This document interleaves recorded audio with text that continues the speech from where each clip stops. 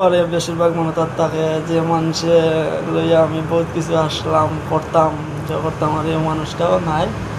কিন্তু যে মানুষের লগে আমি সারা জিন্দগি খাটাইবার কথা ছিল সেই মানুষটাও নাই।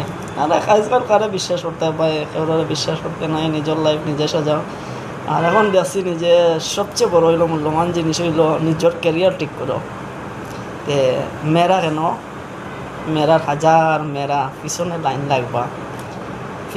লাগবা নিজের ক্যারিয়ার ঠিক করো।